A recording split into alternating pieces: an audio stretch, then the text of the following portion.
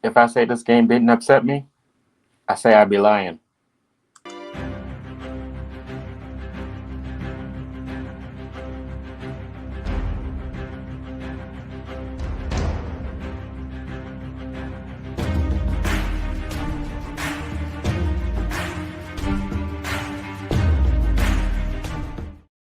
Ladies and gentlemen, welcome back to another episode. I'm yours truly, Culture Shock. Appreciate you guys for tuning back in.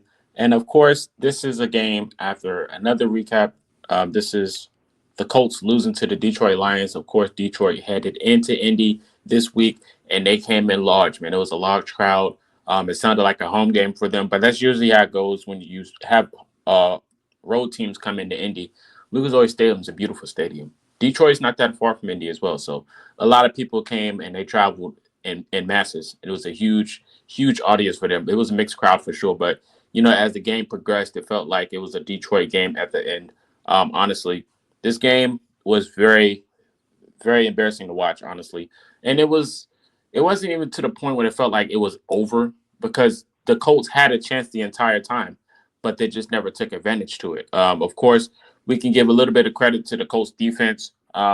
They did what they could in certain moments, but overall, they still had a very bad performance, in my opinion.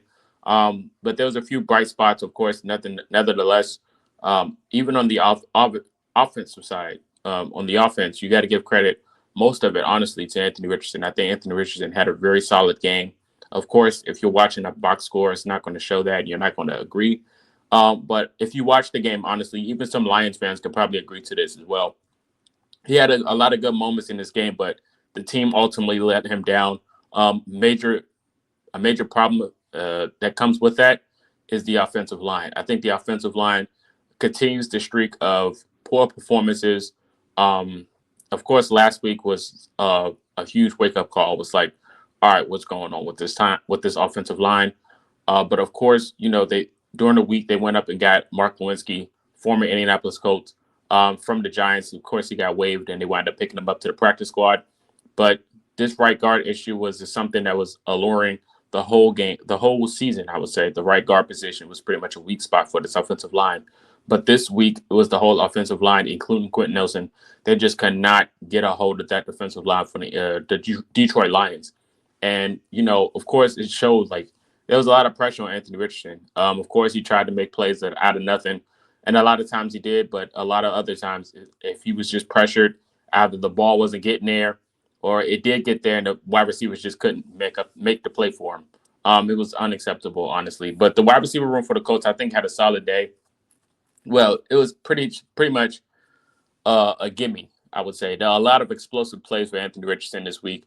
A lot of big plays, but the penalties pretty much warranted everything. There was a lot of times where we was driving down the field, and then there was the ability to pull them right back to where they were, or even further back. So the penalties was a huge issue this week for the Indianapolis Colts. It was pretty bad to watch, honestly. And going into this week, I mentioned how disciplined that the Colts have to be this week. They had to be disciplined, and it showed this week. The frustration showed on Anthony Richardson's face throughout the game, throughout the penalty situations, and even the drops. Man, the tight end room could not hold the football on catching, and Richardson was putting it on the money. Man, he was putting a lot of passes on the money, and the targets just did not get there. They just kept dropping the ball when it was right there for them. It was just sad to watch, man. I felt so bad for Anthony Richardson, and this even attests to the situation that was beforehand the week prior, the whole Zaire Franklin Pat McAfee beef.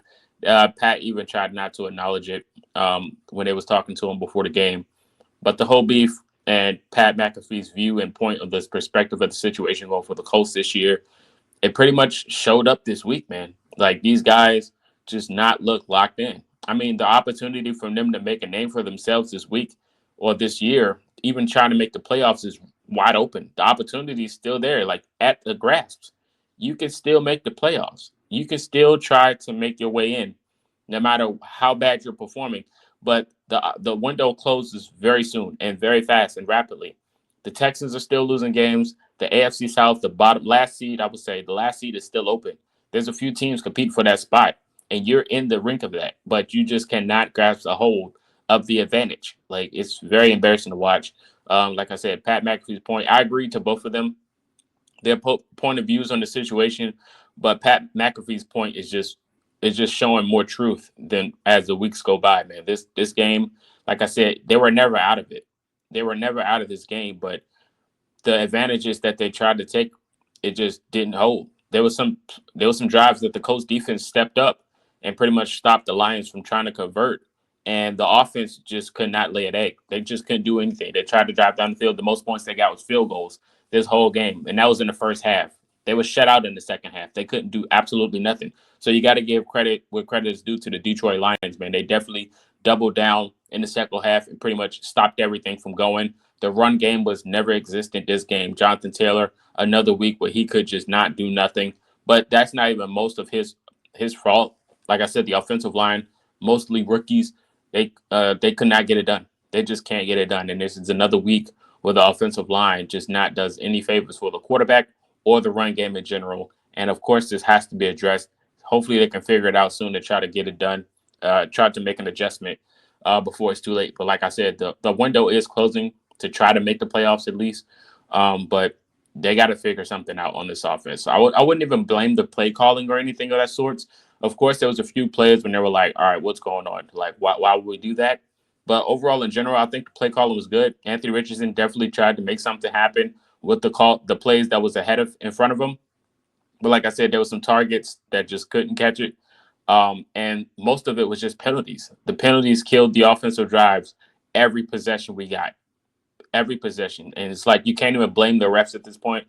Like most of that is just self-inflicted wounds. And the Colts, this whole game was just nothing but penalties, just putting the Lions in position to take advantage. The Colts lost to themselves this week. Of course, you got to give credit to the Lions. They definitely played good football. I'm going to talk about their success this game later. But the Colts did themselves no favor this week.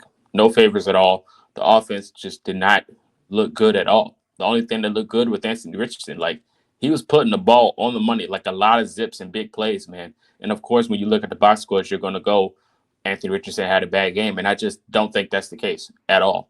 Like I said, the offensive line and the penalties was the huge reason as to why there wasn't any success on the offense. And the tight end room, of course. But other than that, Downs had some big plays. Michael Pittman Jr. battled injury. He was in and out. He had some nice plays. Josh Downs got hurt, but he came back and then wound up dropping the ball after his injury when he recovered. A.D. Mitchell has some splashes as well. Alec Pierce had some big plays, but the tight ends did themselves no favor for Anthony Richardson. And he was putting the ball in the right placements for these guys to make a play, and they just couldn't. Like I said, 90 yards rushing for the Colts, 172 yards passing. But for the Lions, and we're switching over to the defense, the Lions was just taking advantage. Their dynamic duo in the run game was a huge success this week. Huge success, man. And another thing besides penalties with the Colts, third downs. Third downs is another thing that the Colts can never figure out. I think we got to be the worst team when it comes to third down situations on offense and defense, man. It's just unbelievable at this point when you can predict the failure of third down plays when it comes to the Colts, either on offense or defense, man. It's just very bad. The Lions had a huge success rate on third down. They were so good on third downs, man. They were just willing and dealing with the opportunities ahead of them.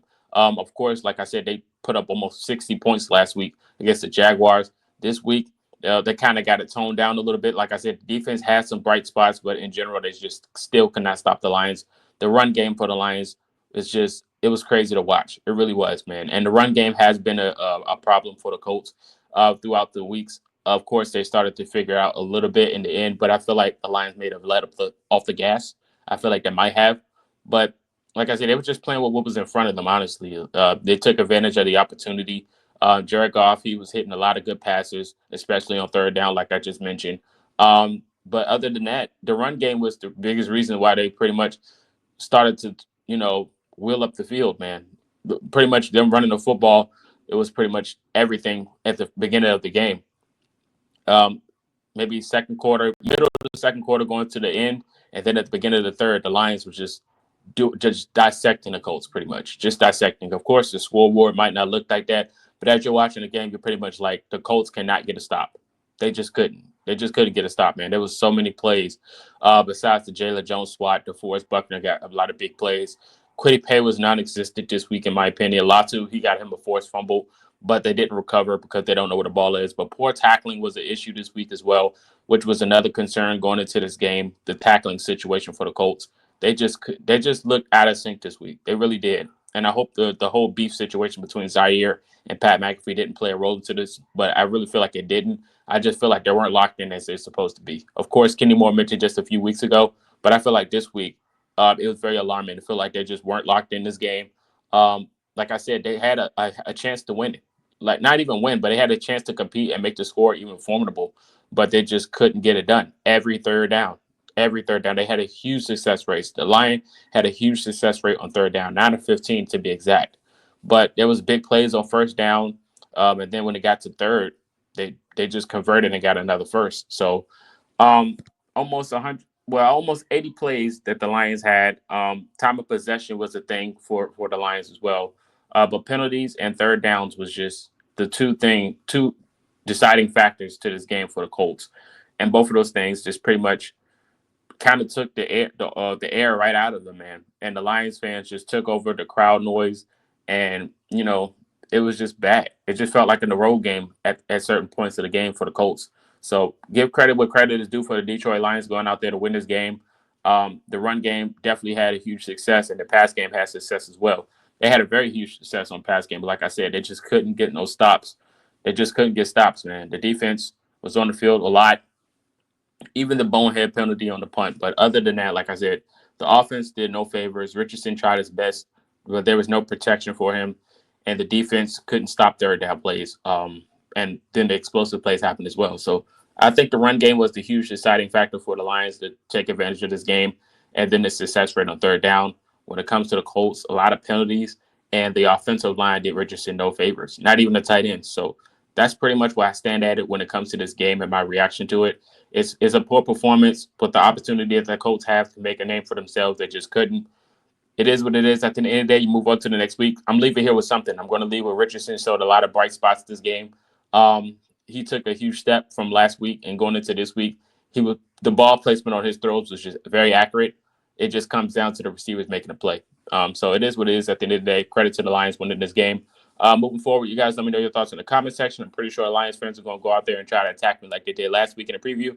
But it is what it is. I mean, comments don't bother me. At the end of the day, I'm still going to do what I do. I just appreciate you for tuning into my video. But follow me on all platforms. Appreciate all the support. Shout out to the Lions. They're doing really good things in Detroit this season. Hopefully they can keep it going. But other than that, this is Culture Shock, and I will see you guys next week. Well, the next video is going to be a preview, so I'll see you next video. Just stay noted. Just turn your notice on and stay tuned. So I'll see you guys.